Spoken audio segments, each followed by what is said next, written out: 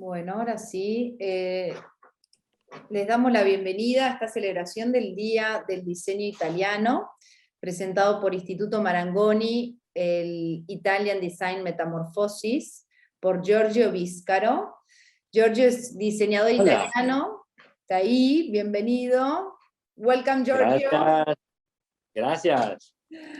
Voy a hacer el switch al inglés, así tenemos toda la información en el mismo canal. So, welcome everybody, welcome Giorgio. Thank you. All, it's an honor for us to have you here with us. And I would like to make some thanks also to Silvia Merli, which is today with us. Silvia is the director Hi, everyone. Of the Istituto Italiano di Cultura. And I also want to thank Veronica Ibaldi. She's a coordinator of BA Moda, Buenos Aires Moda in Argentina, and all her team that always are helping us with the communication of the events we organize. So thank you very much if you're there. And that's it. We're having a bit of technical situation here that I'm not able to share the screen, but I want to tell you that this conversation will be in English and in Spanish at the same time. Victoria, which is there with us, she will be translating the talk to Spanish. So if you want to move from one language to the other one, you just have to go below on the little word to see and choose the language that you want to listen to the talk. So thank you very much again and welcome. Giorgio, if you want to share your screen and start the presentation. I'm so sorry we cannot see you. I'm like, I can't believe it, really, I can't believe it. Don't worry, don't worry. I'm not that nice anyway. That's it. Okay. Do you see my screen now? Yes, we see your screen, but not a present. There, yes. There it goes. Okay. So first of all, welcome. I would like to thank you so much for involving me in this. It's always nice to speak. I just closed my lessons here for this semester at Marangoni, and so I'm warm and. I hope this presentation could entertain you. Well, I call it Italian Design Metamorphosis because, well, speaking about design culture, I felt that there's a strange thing happening.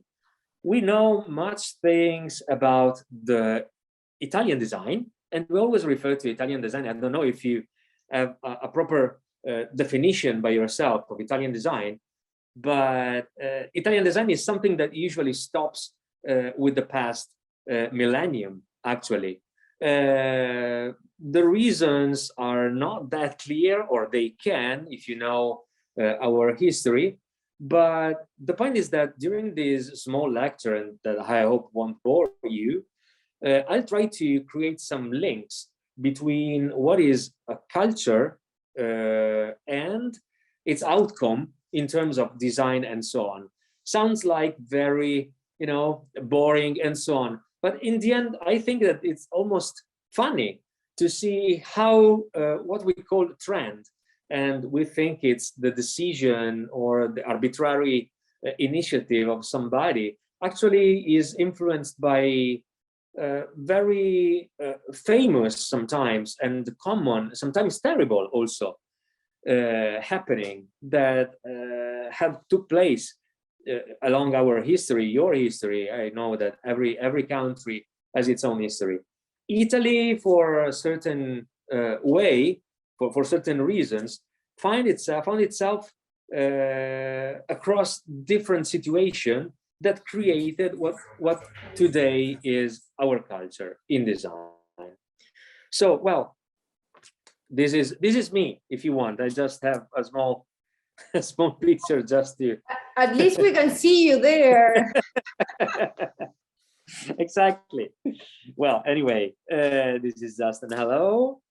And this is basically a Google screenshot that I took. And I took it for a reason, because if you look at, I don't know if I can show you what writing design, Italian design, what pops out. There's Gio Ponti, the 40s. There's Gaetano Pesce. There is Mendini. There is the 500 and everything. Basically, only pre-2000 products. And this is really strange. I mean, sorry, I put all the contents. You will listen my voice, but this will be especially about concepts and so on. Don't worry about the text. It's meant for you to study it and to and to have it for yourself. So the point is that what we used to consider Italian design, it's because of a strong and sedimented narrative about Italian design, what we depict Italian design about. And this is due mostly because of a certain presence in the previous years of nowadays, of a different kind of communication and diffusion. Italian design nowadays, should we talk about Italian design, is a term that we decided what it means. I mean, sometimes we even use it improperly, because nowadays we'll see Italian design is still existing. Is Italian design a geographic feature, meaning that anything that happens in Italy can be defined Italian design, or Italian design defined a process through which we can obtain one chair or a lamp or whatsoever? And again, can Italian design be replicated, or in case, has it already been? Because probably the question is there such a thing called Italian design? And well, the answer is not that clear to me as well, because there are many things happened in history that can affect these views. I would like to, as I told you before, just to make a very quick and very simplified. I did it on purpose because I didn't want to spend too much time in explaining history in Italy and so on. But it's, as I told you, very funny, because you can really match the changes in socio-cultural habits, events, and so on, and what happened in our design world.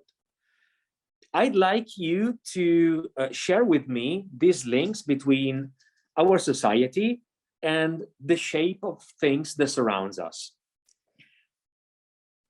So, also because it can give us a direction. It can give us a direction of where we are heading. And of course, and these times should remind us very well, we will start with the Second World War.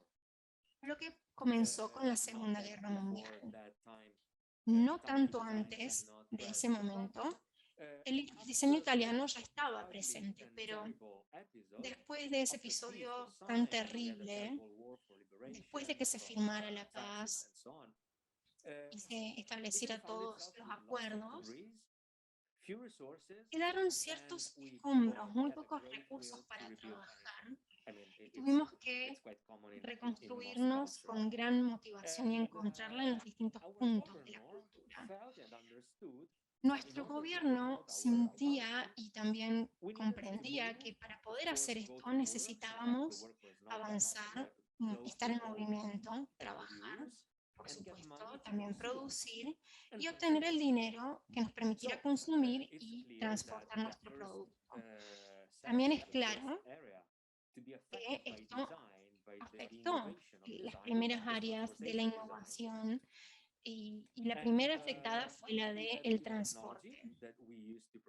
Luego comenzaron a surgir tecnologías que ya se utilizaban para construir tanques y otras cosas de naturaleza bastante terrible, pero también las utilizamos nosotros para diseñar, así que varias empresas comenzaron a crear lo que luego se convirtió en artículos muy famosos del diseño italiano, como por ejemplo ustedes conozcan este está hecho principalmente de planchas de metal obtenidas a través de una tecnología que se reforzó aquí cuando se utilizaba para construir aviones. Esta es la Vespa, la anterior, esta es la Bretta, con un diseño con varios tubos un poco extraños que se convirtieron en parte de la motocicleta en sí misma.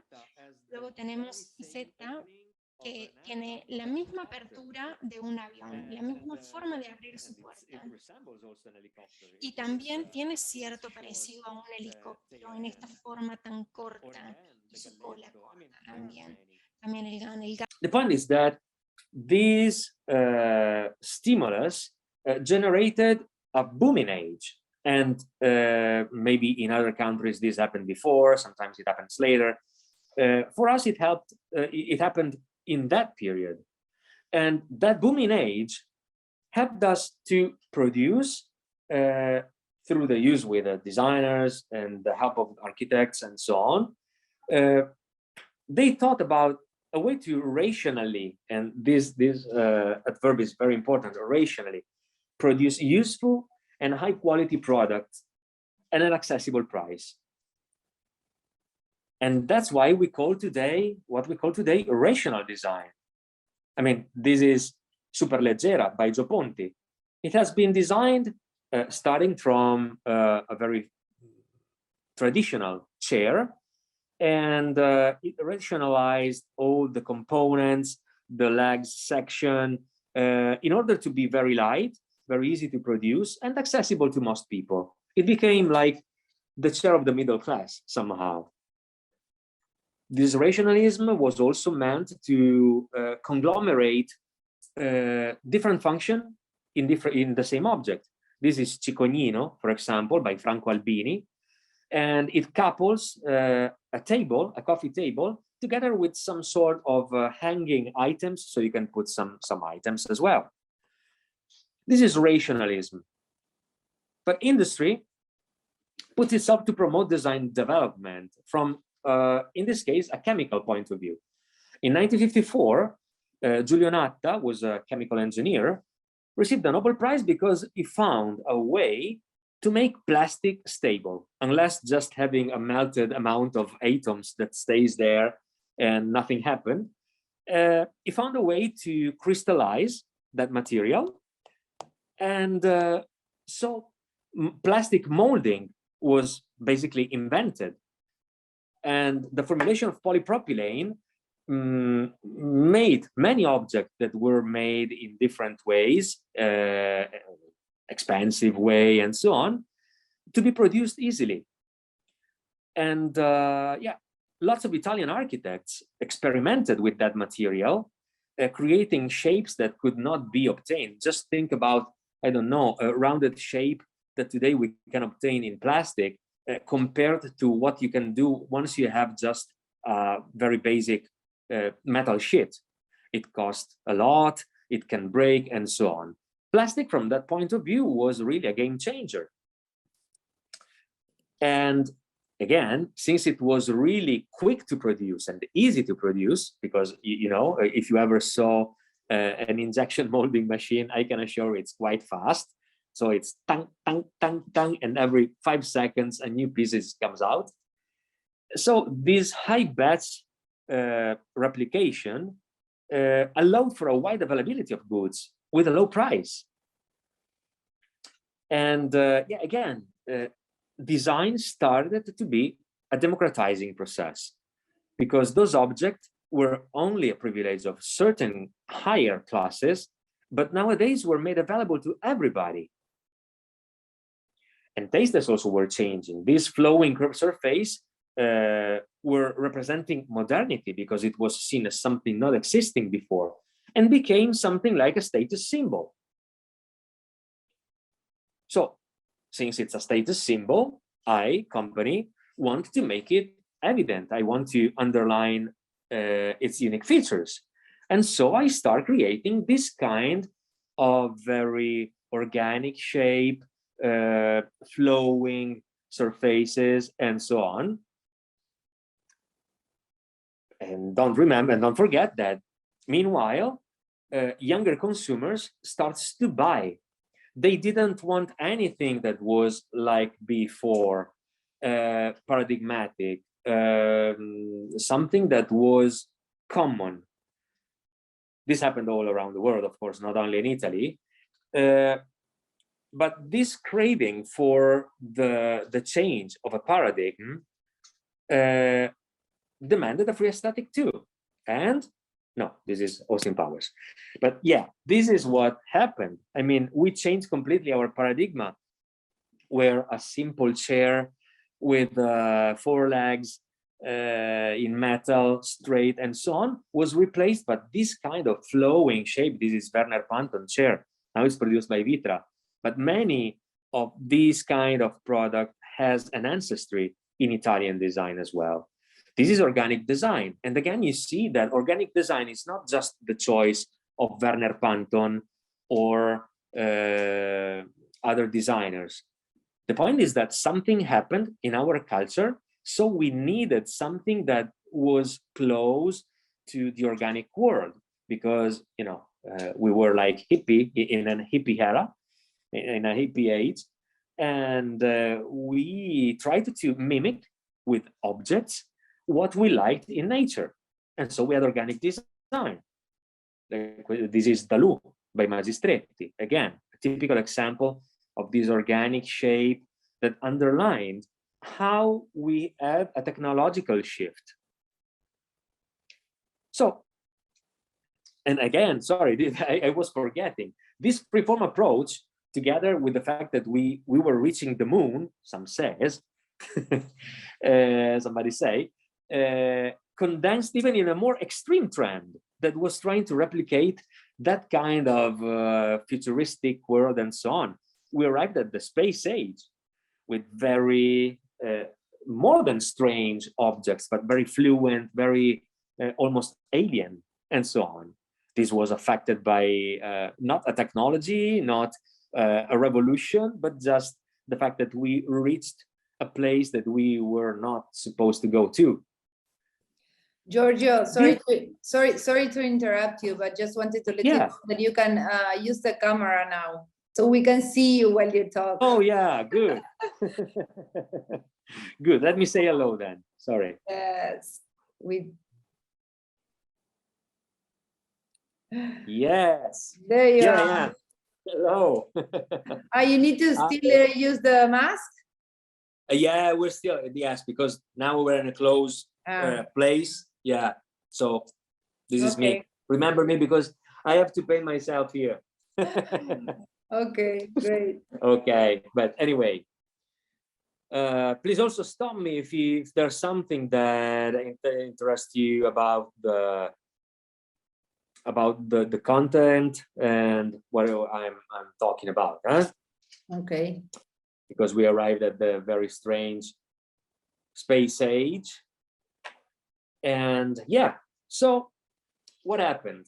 It happened that the higher classes kept buying this kind of product and understanding them, while middle and low classes just prayed for it because somebody else had it.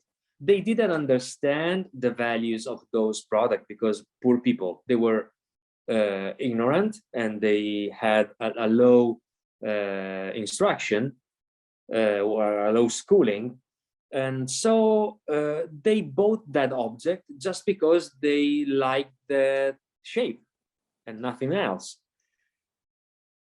And together with the fact of many protests adding up on that age, the 60s, the 70s, and so on, this kind of person radicalized and refused that pragmatism, and through research and experimentation arrived to another stage of design.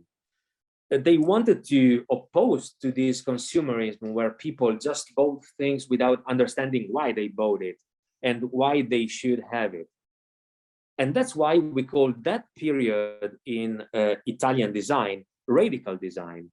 I said, and I wrote everything in between, because under radical design, we have lots and lots and lots of elements that participated. We have Memphis, we have pop design, we have many things. But the point is that everybody can be enclosed into this radical approach to design. This is, for example, Superarchitettura, which was a very famous space in Firenze, in Florence, sorry. This is the New Domestic Landscape, a very famous fair that took place in New York, where Italian designers showed something different again. And this is pop. This is the armchair from Gaetano Pesce and so on. This is Mari with his very political approach to design.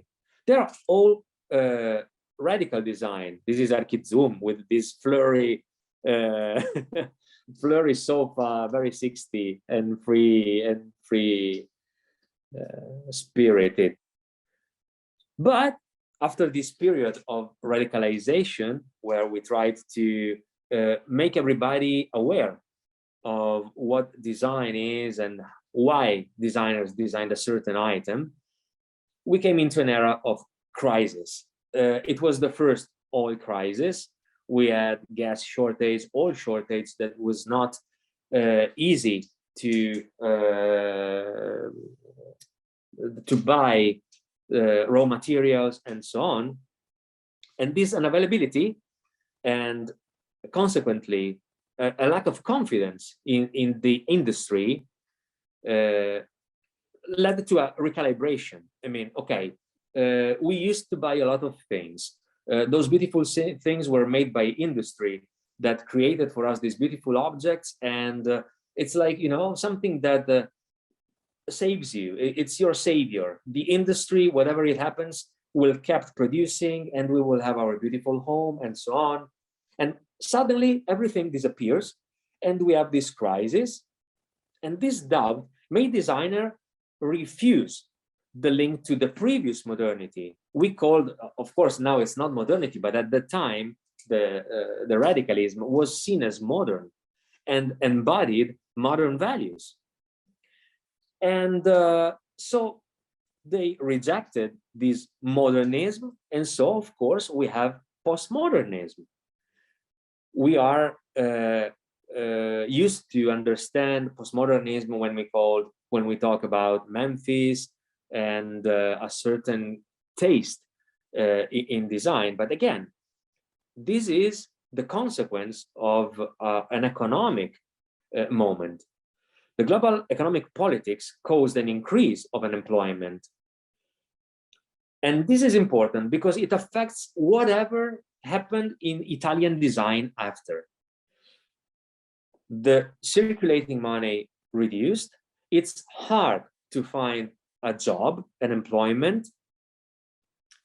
And meanwhile, those postmodern designers refused industrial models. They didn't want industry anymore. We don't want production and work in that way. It was a political statement, of course, and embraced a new way of producing. And a large amount of small producers started to appear because they have to make a living. This is really crucial because we tend to, nowadays, Italian design is especially associated with the crafts and the craftsmanship and so on. But this happens exactly here at the time when the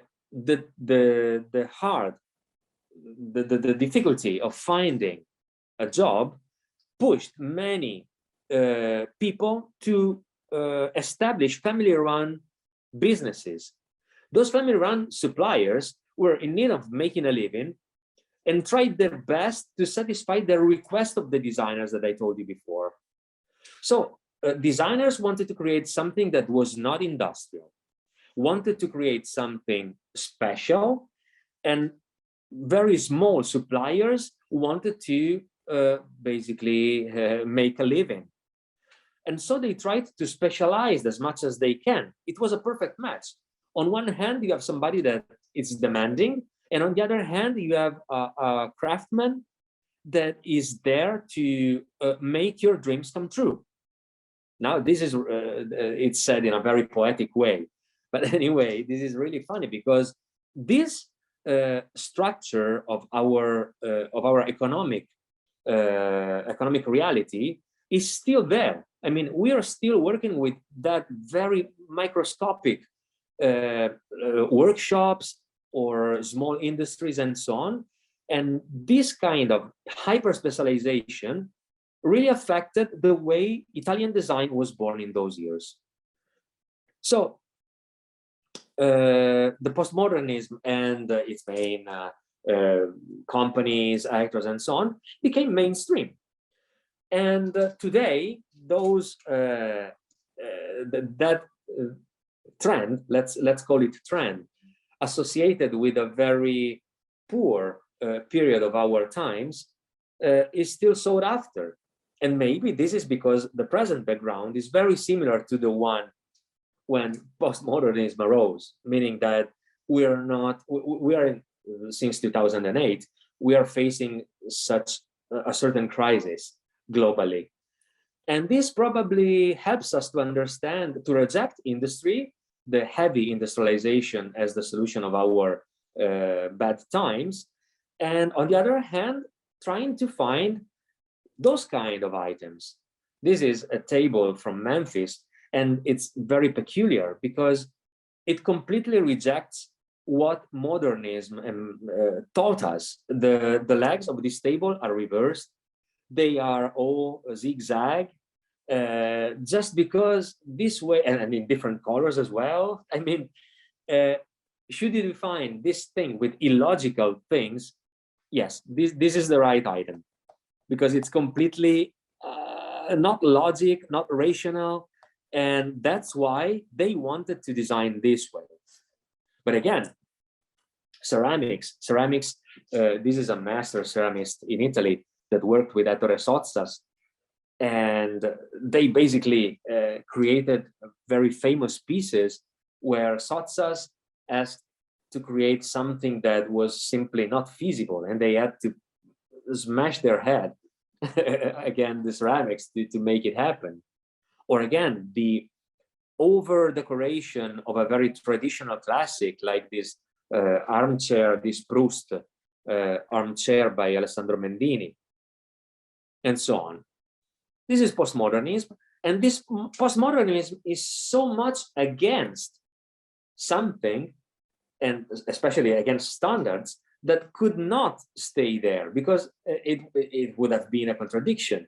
So it's so against standards that couldn't become a standard in first place itself. And basically, along the years, it dissolved. Slowly, the world forgot about the crisis. We finally find a way to do anything. Italian production restarted, and we experienced some kind of wealth in which those companies relaunched themselves and established as the main players in the market, because the global crisis was global indeed. So we were probably faster than other markets in recovering.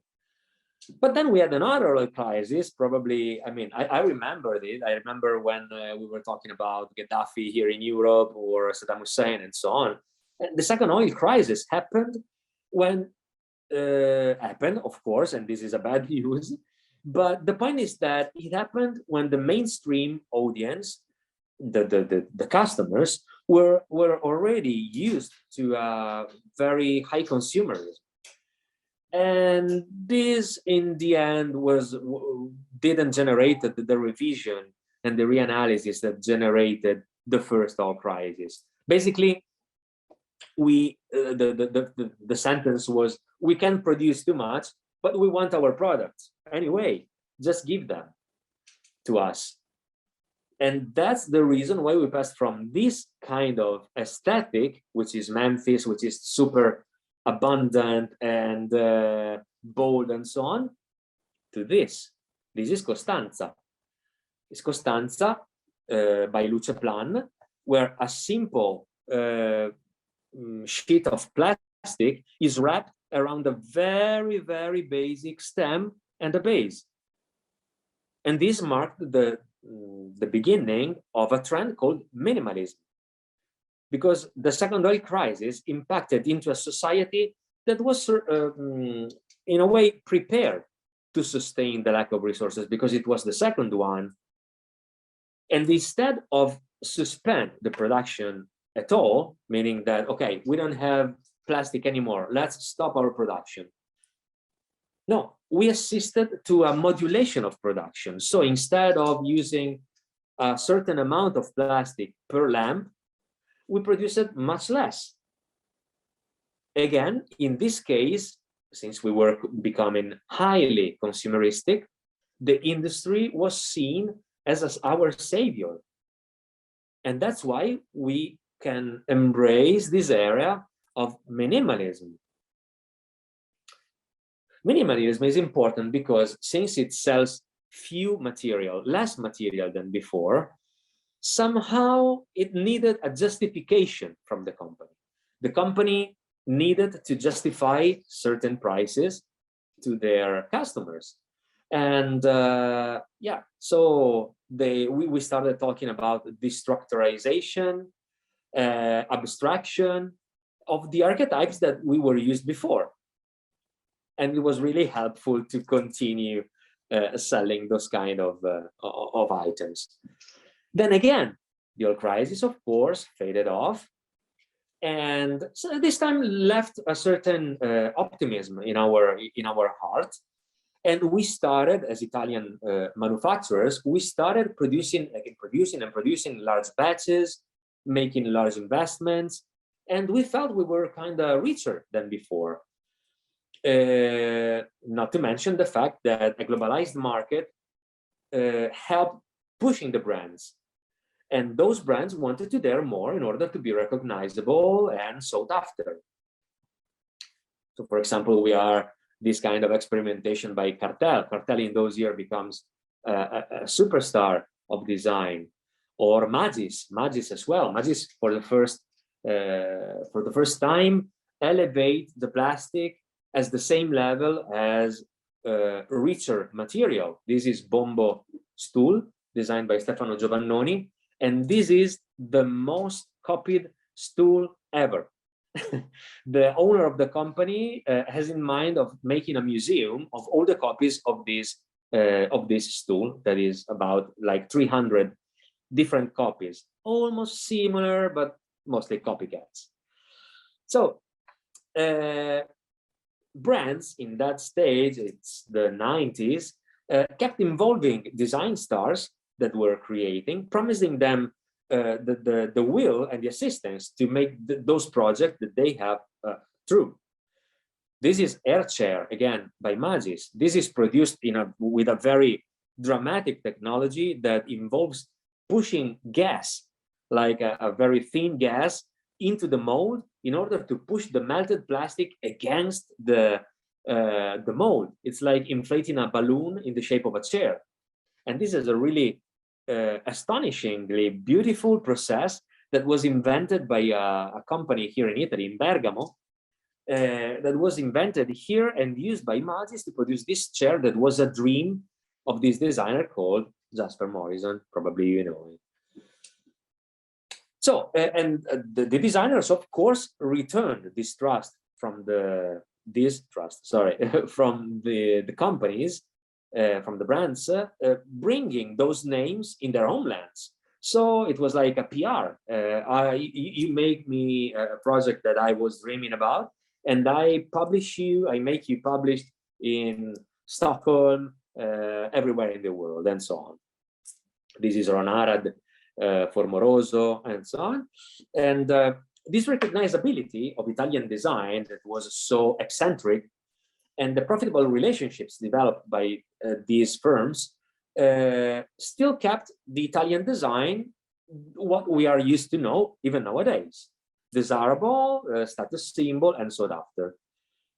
Even if I must admit, and everybody can tell, many other brands also followed this approach to design and to production. So from that point, since nowadays, Italian design was not seen as singularity anymore. And that's important again, because we finished a bit our talk here, because the first part, because the depiction of what Italian design is usually stops here. The Google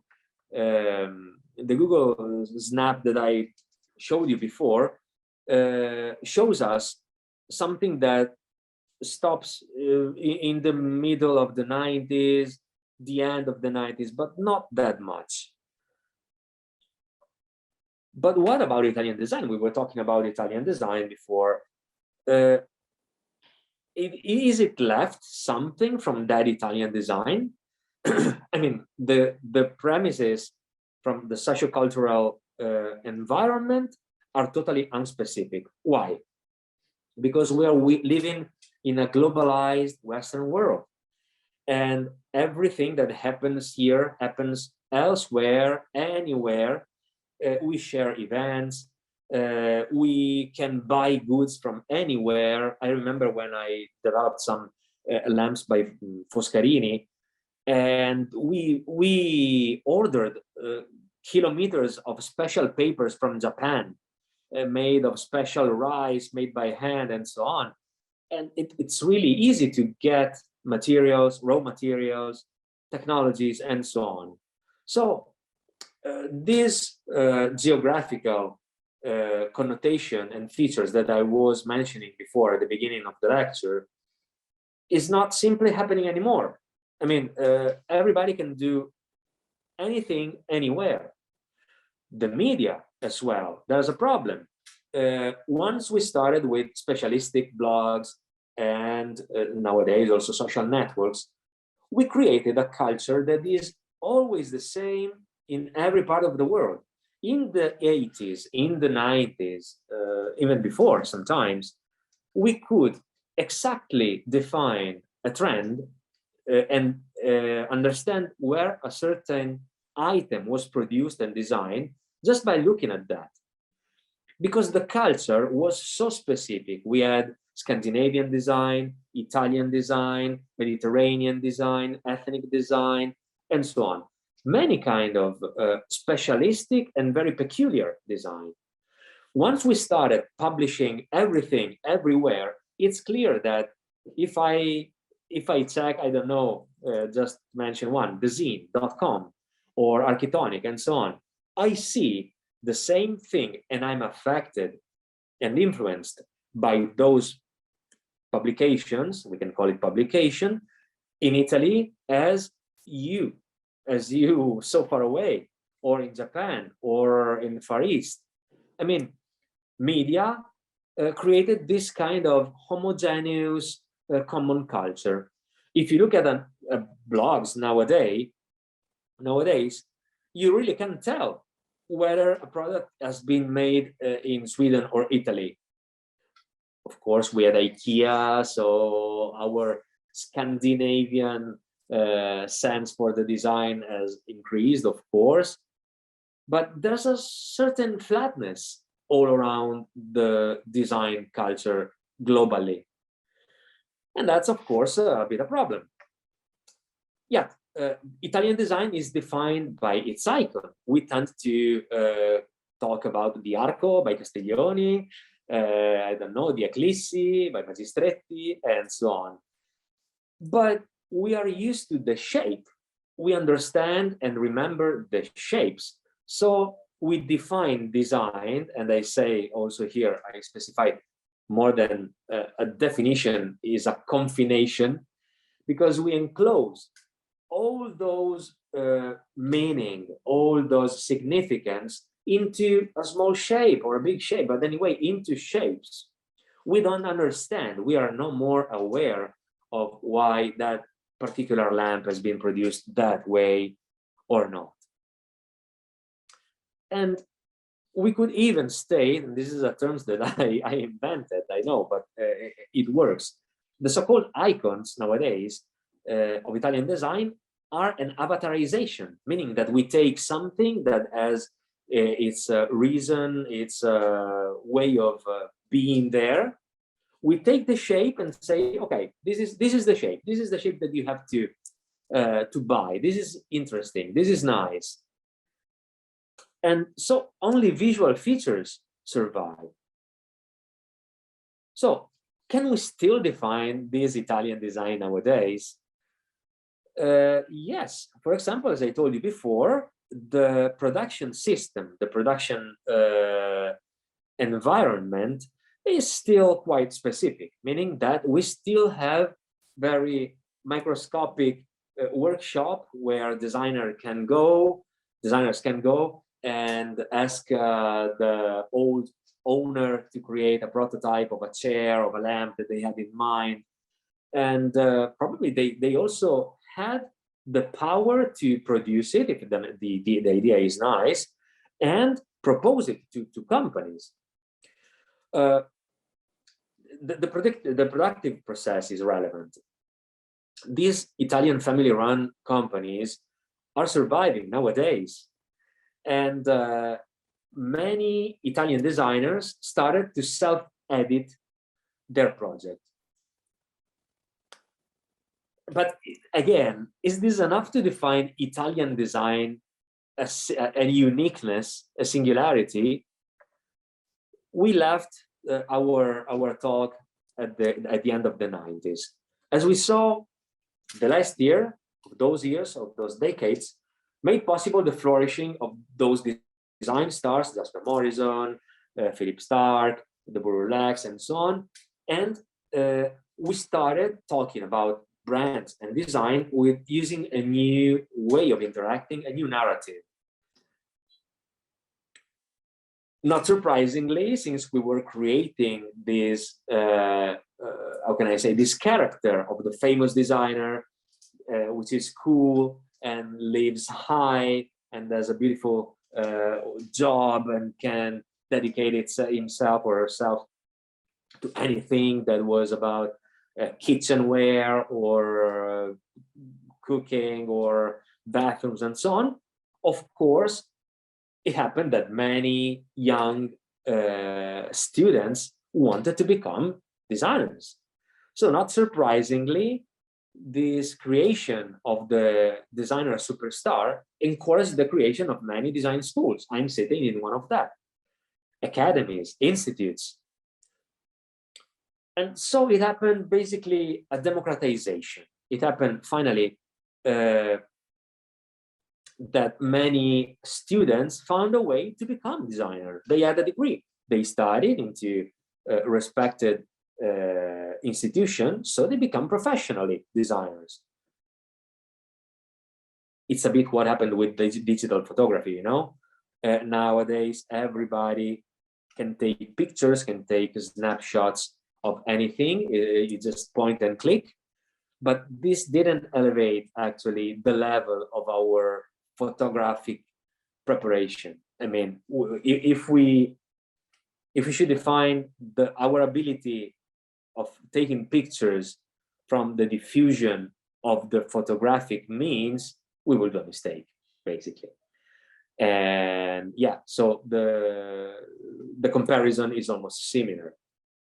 Furthermore, the digital tools, computers, renderings, and so on, allowed many of those designers to represent their idea, their concept, in a nice way and to approach to industrial brands.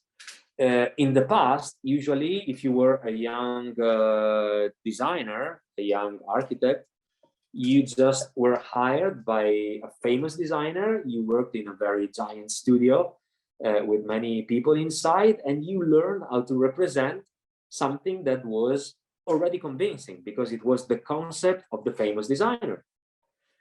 In this, I would say, solipsistic world, young designers could do anything by themselves, designing, concepting, producing, and proposing to the industrial brand.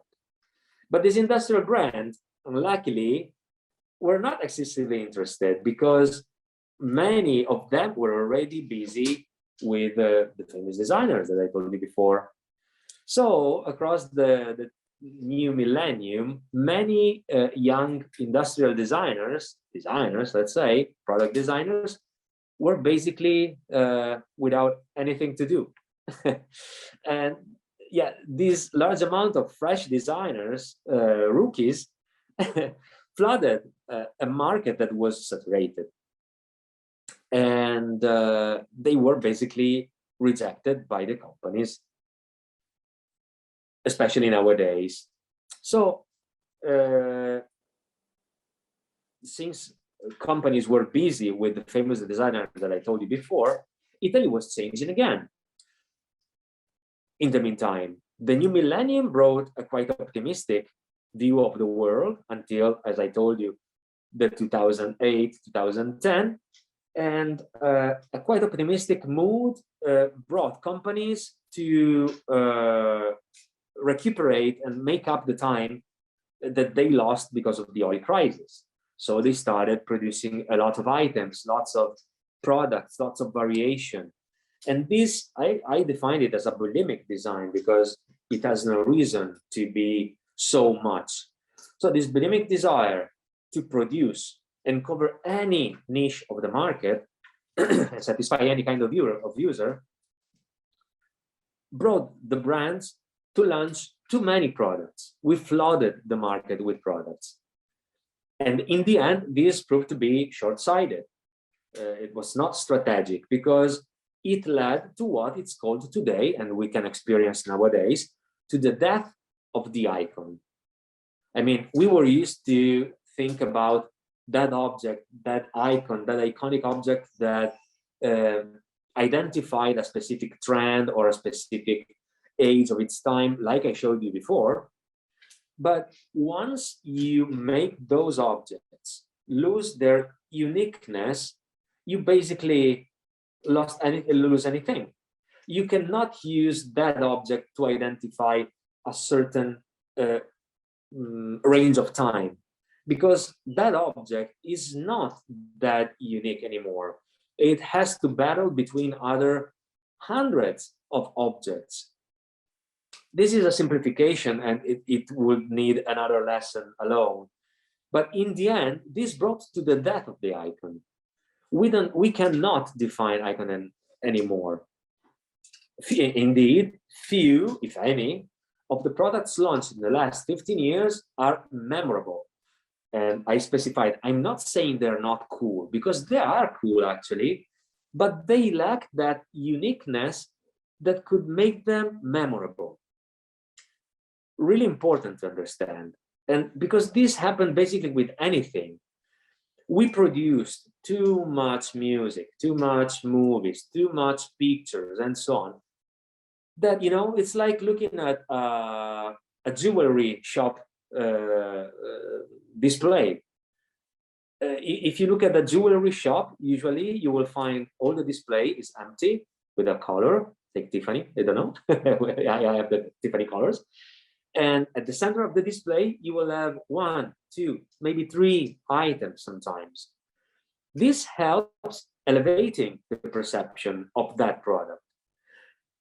On the other way around, should we fill all the display with items and objects and products and so on, we will make them lose their uniqueness, their preciousness, and so on.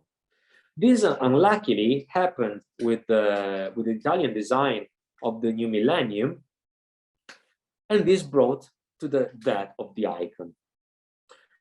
In the meantime, as we saw, designer wanted and tried to approach the market, the customers, hypothetically customers, directly, because they started making self-production or self-edition. It's something that happened with postmodernism, but the context was completely different. We had super brands that were trying to push their product, and they were already famous. How can a very small producer and editor produce its own items? And I know, because I co-founded a design brand together with 3 friends, actually, that were designers, and we called that brand Something Good. Basically, in those years, Italy was facing a shortage of money, and so we decided to promote Italian craftsmanship, founding this brand, which is called Something Good, specialized in very small decorative objects. And yeah, we made it. In a way, we made it because the brand was later, the product were sold to a huge online reseller, and we tried to make everybody happy. We tried to bring money to our suppliers and elevate the perception of Italian design culture. We came from the same background. We were into production and so on, and we were kind of published in mostly any Italian magazine and design for a long time. But latterly we understood that our mission was over. It was a successful experience, but for somebody else, it was not that successful. Many Italian designers decided to detach from the big brand circus, but sometimes failed. In any case, the point is that a lot of what we call today Italian design nowadays is not more promoted by manufacturers or big brands only. There are many smaller producers and editors that refer to that small workshops that I told you before, that can help them to produce their things. And again, of course, with new technology, the gap between renowned brand and what small brands could do narrowed. Just to give you an idea, 10 years before, an established brand could spend like 100,000 euros to produce the mold to realize their product, while self-editors at that time could just work on what? Metal sheet, plywood, that kind of poor technologies and so on. The global economic crisis completely changed this scenario, and you can perceive it also in the shape of the objects edited by famous brands, like lowering their investment. The uncertainty of the market, we are all perceiving that, the ghost of a new recession, and the high competition that we had, because of course big brand and smaller brand, of course, through the new technology can interact, can compete and so on, led the firms, the big brands, to lower their investments. And lowering those investments also meant lowering the production batches. And that's why bye-bye injection molding, and we started to produce something that you see nowadays. We see nowadays glass blowing, marble, stone, very more economic materials sometimes that requires much less investment power. We started from this is K-Tribe from Floss at the end of the 90s, and this is the ultimate floss, which is Anastasiades, just a sphere attached to a very basic stem. So this changed even the visual features of product design, also for big brands. And the need to clarify the fact that you are buying this thing, you customers are buying these things that has to have its own values, push those manufacturers and designers as well to adopt some finishes that show the values. So yeah, we tried to make the product perceived as richer, shinier, more precious somehow, sacrificing the shapes. We're not designing shapes anymore. Come on, we all know, we all see what is becoming design nowadays, product design. But in contrast, we elevated the perception of the product with shiny surfaces like this one, or very special handmade finishes and so on. But again, this started as a global trend, not an Italian specific approach.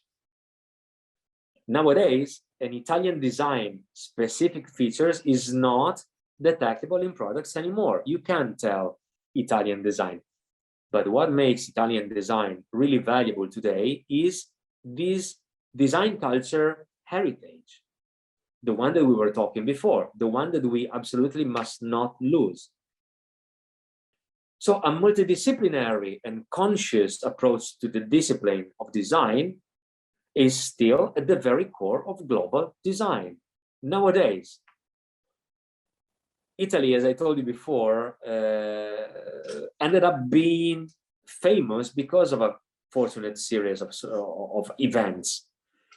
But in time, Italy developed a design-driven approach. Many entrepreneurs wanted to challenge themselves by trying something that was not simply made before, just because of this heritage of those suppliers that tried and tried and tried and tried. So even if design today is really different from the past, as we saw, the methods are substantially the same. And learning Italian design, and that's why today I am proud of being here teaching young students how we came here and the reason why it happened that way. I mean, learning the Italian way to design is both having a conscious approach to those contexts and design, and also be aware of those strong links that I tried to underline now between what happened socially and economically and the product itself. Again, also respecting the manufacturers and the suppliers that creates these environments and knowing more about them and trying to hack their process in order to ship something better, something good. That's what we try to make with my small company, is crucial to make design proceed and make somehow Italian design memorable. Because in the end, and this is the closing slide finally for you, in a nutshell, Italian design probably is not existing anymore because Italian design happened and is everywhere. And that's it. So thank you. Sorry for the big time that I share with you. Thank you. Thank you. I hope it was quite enjoyable. It was a nice, a long introduction to our history, but I think it's quite important to understand why Italian design nowadays is sought after. That's the reason why. Yes, it was a very clear journey throughout all the Italian design and the design overall, no? In general terms. Yeah. So here Alicia is thanking you for the presentation, for the conference, and also Janine. I also would like to thank Professor Biscaro, you, Federica, and Istituto Marangoni for this opportunity. I also want to thank who followed the meeting and say that Italian Design Day is a project created by Italian Ministry of Foreign Affairs in 2017. And since then has the objective to promote Italian design in the world. Italy is design. Indeed, when we think about Italy, we always refer to its art, fashion, and of course design. And this is a very important date for us to promote Italian culture through what we call an integrated perspective. As a matter of fact, as we have listened, design includes a lot of different knowledge and know-how and skills, technical skills, handy skills, conceptual, and so on. So I really would like to thank you all again. Thank you. Thank you a lot. Thank you, Silvia, and it's great for us to be part of this important day for Italian design. And I also want to introduce Ricardo, which is here with us. Ricardo is the area manager of Istituto Marangoni. So Ricardo helped on the coordination of the Giorgio's talk. So thank you very much, Ricardo. Thank you. For the talk. Does anybody want to make any questions to Giorgio before we close the session?